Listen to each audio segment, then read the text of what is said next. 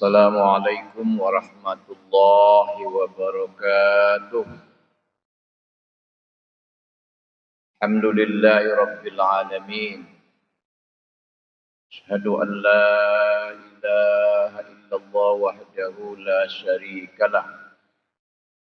Wa asyhadu anna Muhammadan abduhu wa rasuluhu la nabiyya ba'dah. Allahumma salli ala Muhammad wa ala alihi wa ashabihi ajma'in. La hawla wa la quwwata illa billahil aliyyil azim. Hasbiyallah wa ni'mal wakil. Ni'mal maula wa ni'man nasir. Amma ba'd. Bapak-bapak, ibu-ibu, hadirin hadirat saudaraku seiman rahimakumullah. Kita ucapkan alhamdulillah sebagai tanda syukur kepada Allah Subhanahu wa taala. Kemudian mari kita buktikan ucapan itu dalam tindak laku sehari-hari sebagai bukti kesyukuran kita kepada Allah dengan cara mentauhidkan Allah, mematuhi segala perintahnya, meninggalkan seluruh larangannya. Mudah-mudahan dengan kita selalu bersyukur kepada Allah, kita termasuk kelompok la in syakartum la azidannakum. Kalau kalian bersyukur, kata Allah, sungguh akan kutambah nikmatku buat kalian. Mudah-mudahan kita terhindar dari la in kafartum inna azabi la syadid. Kalau kalian kufur, kata Allah, maka azabku sangatlah dahsyat. Saudaraku seiman rahimakumullah, siang ini kembali kita memahami, menghayati, dan mudah-mudahan kita buktikan dalam kehidupan sehari-hari firman Allah. A'udzubillahi minasyaitonir rajim. Laqad kana fi qasasihim ibrah liulil albab. Sesungguhnya di dalam kisah-kisah mereka, sesungguhnya di dalam sejarah ada pelajaran bagi ulul albab. Siapa ulul albab? Dijelaskan oleh Allah, ulul albab adalah alladzina yadhkuruna Allaha qiyaman wa qu'udan wa 'ala junubihim wa yatafakkaruna fi khalqis samawati wal ardh. Rabbana ma khalaqta hadza batilah subhanaka faqina adzabannar. Ulul albab adalah orang yang selalu zikir kepada Allah, baik waktu berdiri, duduk, dan berbaring. Kemudian memikirkan ciptaan langit dan bumi, sehingga dia bisa memanfaatkan seluruh ciptaan Allah. Kemudian dia selalu mensucikan Allah dan selalu mengusahakan agar dirinya dan yang lain terbebas, terjauh dari siksaan api neraka. Ulul albab adalah orang yang diberi Allah khairan katsira, karena dia mendapatkan hikmah. Khair artinya hebat. Orang ketika sampai ke tingkat ulul albab, di mana orang ulul albab yang bisa mengambil pelajaran dari sejarah, dipastikan dia akan hebat dalam segala segi kehidupan. Itulah yang disebut nanti oleh Allah dalam surat Ali Imran dengan khaira ummah. Kuntum khaira ummatin ukhrijat linnas. Kalian adalah umat yang khair, artinya hebat, benar, baik, dan indah. Seluruh kata dan perbuatannya logis. Dalam hidupnya dia punya etika dan juga punya estetika. Bapak-bapak, ibu-ibu yang saya hormati, Muhammad dan sahabatnya, Muhammad sallallahu alaihi wasallam dan sahabatnya radhiyallahu anhum adalah contoh dari khairu ummah, umat yang hebat, sehingga mereka bisa mendirikan Madinah. Madinah artinya kota. Masyarakat kota disebut masyarakat modern. Modern artinya maju. Muhammad sallallahu alaihi wasallam dan sahabatnya banyak mendapat pelajaran dari sejarah. Karena Al-Quran ini banyak berisi sejarah. Di bulan Muharram ini, di awal tahun baru Hijriyah, kita diperintahkan atau dicontohkan oleh Nabi dan sahabatnya agar berpuasa. Apa kaitannya dengan sejarah? Karena di bulan Muharram ini banyak kali terjadi sejarah. Yang sejarah itu kalau kita pelajari bisa membuat kita hebat. Kalau kita betul-betul menjadi ulul albab. Pertama, di bulan Muharram taubat Nabi Adam diterima beserta istrinya. Di sini ada pelajaran yang sangat berharga, di mana peristiwa Adam berdosa disebabkan persoalan suksesi, atau bahasa sekarang masalah politik. Dulu yang menjadi khalifah di muka bumi adalah jin. Dia yang diletakkan di bumi dan diperintahkan untuk mengolah bumi ini, memakmurkan bumi ini. Ajarannya adalah ajaran Islam. Wa ma khalaqtul jinna wal insa illa liya'budun. Kami tidak ciptakan jin dan manusia kecuali untuk beribadah. Jadi ada perintah, ada larangan. Di antara perintah agar dia beribadah kepada Allah, di antara larangan adalah jangan menumpahkan darah dan jangan bikin kerusakan di muka bumi. Tapi apa yang terjadi? Jin melanggar aturan Allah beberapa kali. Karena itu Allah akan ganti, akan cabut SK jin sebagai khalifah di muka bumi, sebagai pemimpin. Maka ketika itu makhluk yang taat kepada Allah dan sekaligus dipekerjakan oleh Allah untuk mengatur alam ini adalah malaikat. Sedangkan bos dari malaikat waktu itu adalah Azazil atau nama lainnya Haris. Haris artinya penjaga. Azazil maksudnya pemimpin.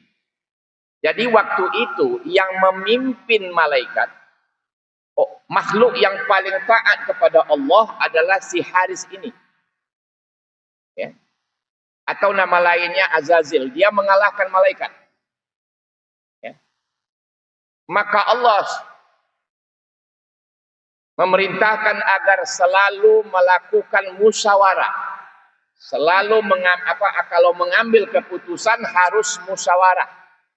Maka Allah membuktikan sendiri ketika dia akan mencabut SK jin di muka bumi sebagai khalifah dan akan diganti dengan yang lain. Maka Allah mengajak Azazil sebagai bos malaikat dan malaikat bermusyawarah. Itulah yang oleh ulama dipahami dari firman Allah surat Al-Baqarah. Ingat ketika Rabbmu berfirman kepada para malaikat. Wa idh qala rabbuka lil malaikati inni ja'ilun fil ardi khalifah. Sungguh aku akan jadikan di muka bumi itu khalifah. Jadi khalifah, pemimpin yang sekarang jin akan kuganti gitu. Maka ketika itu dua ini ada ambisi untuk menjadi khalifah di muka bumi. Malaikat ada ambisi, si Haris juga ada ambisi, si Azazil, bosnya. Maka Allah meminta, apa alasan kalian bahwa yang akan diganti ini adalah kalian yang pantas. Maka malaikat mengajukan, ya Allah, kenapa engkau ciptakan di muka bumi makhluk yang akan bikin kerusakan dan menumpahkan darah? Dari mana malaikat tahu? Apakah dia merekayasa? Tidak. Karena ketika Allah sudah mengajak dia musyawarah, itu seluruh jin yang durhaka sudah dimusnahkan. Siapa yang memusnahkannya? Perintah Allah adalah kepada malaikat yang dipimpin oleh Haris atau Azazil. Maka alasannya adalah menumpahkan darah, bukan rekayasa. Tapi dia sudah tahu bahwa dulu terjadi pertumpahan darah di muka bumi. Terjadi kerusakan di muka bumi dan itu diperintahkan oleh Allah kepada malaikat untuk memusnahkannya. Maka seluruh jin yang maksiat sudah dimusnahkan, tinggal lagi jin yang baik. Karena jin ada yang baik. Sebagaimana juga umat Islam. Ya. Bapak-bapak, ibu-ibu yang saya hormati. Nah, maka malaikat mengajukan, kami kan bertasbih, memuji engkau. Artinya apa? Dalam bahasa lain, keunggulannya adalah zikir. Atau bahasa lain adalah iman. Maka Allah jawab, inni a'lamu ma la ta'lamun. Aku lebih tahu siapa yang pantas, yang akan bisa memakmurkan, yang akan bisa berbuat baik ketika dia memimpin di muka bumi. Tapi Allah tidak begitu saja, nggak bisa. Enggak. Uji dulu, oke. Kalau begitu, dia ciptakan makhluk yang akan menjadi khalifah ini, maka bahan bakunya disuruh ambil sama malaikat, diambil, kemudian dibuat oleh Allah jasadnya dengan tangannya sendiri. Jadi manusia yang paling ganteng itu Adam. Kenapa Adam? Kenapa tidak Yusuf? Karena Allah sendiri yang membentuk jasadnya. Kalau Yusuf dari orang tuanya, di pabriknya. Itu barangkali. Kemudian setelah selesai, baru ditiupkan Allah ke dalam jasad Adam roh. Untuk diketahui, Allah hanya sekali meniupkan roh ke dalam jasad manusia. Ini hati-hati. Karena sekarang berkembang ya di YouTube macam-macam, seolah-olah ruh kita ditiupkan oleh Allah terus. Enggak, Allah hanya sekali. Ke jasad Adam, kemudian anak manusia di dalam rahim ibu yang meniupkan ruh bukan Allah, tapi malaikat. Hadis sahih.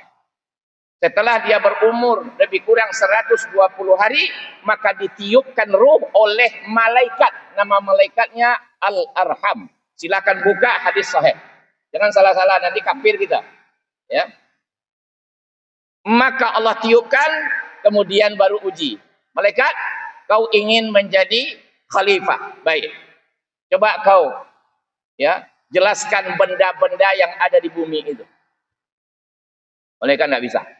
La ilma lana illa ma 'allamtana. Kami tidak bisa ya Allah, kecuali yang engkau ajarkan saja. Kalau begini tidak bisa berkembang ini nanti. Adam beritahu kepada mereka. Al-asma, ada yang mengartikan konsep-konsep, ada yang mengartikan nama-nama, ya. Maka Adam jelaskan begini. Dari sana sadarlah malaikat bahwa dia keunggulannya adalah zikir, sementara kelemahannya adalah fikir. Kehebatannya di bidang iman, tapi ilmunya kurang. Nggak bisa ini. Saudaraku seiman rahimakumullah. Kemudian si Haris yang ambisi juga dicoba. Ya. Coba, keunggulan engkau di bidang ilmu. Karena kau bisa mengurai jasad Adam. Tak mungkin aku tunduk kepada Adam ini. Adam dari tanah, tanahnya begini. Allah tidak nyalakan, betul. Mintin, iya. Tanahnya min salsalim min hama'im masnun. Begini, iya. Tapi ada kelemahan kau. Zikir kau lemah. Ketika kau punya ambisi, datang kesombongan. Kau lecehkan. Maka diuji, sujud kau kepada Adam. Enggak bisa. Oke. Sekarang tengok keunggulan Adam. Silakan kau goda Adam ini. Digoda Adam. Akhirnya lupa Adam dengan perjanjiannya dengan Allah. Maka Allah usir dia. Apa yang terjadi? Bertahun-tahun dia bertobat kepada Allah. Saudaraku seiman rahimakumullah, jadi kelemahan iblis adalah zikirnya amburadul. Walaupun dia begitu taat kepada Allah, tapi ilmunya tinggi. Betul, karena Allah tidak menyalahkan ketika dia menguraikan jasad Adam. Biologi, anatomi, hebat. Tapi zikirnya amburadul. Sekali dia bersalah, disuruh taubat, nggak mau. Malah bertambah-tambah terus, bertambah zalim. Tapi Adam sekali bersalah, dia bertobat dan tidak pernah bersalah lagi. Maka taubatnya diterima di bulan Muharram. Artinya apa? Maka sejak itulah dia, si Haris tadi, yang hebat tadi, si Azazil yang hebat tadi, maka dia digelarkan iblis tergelincir.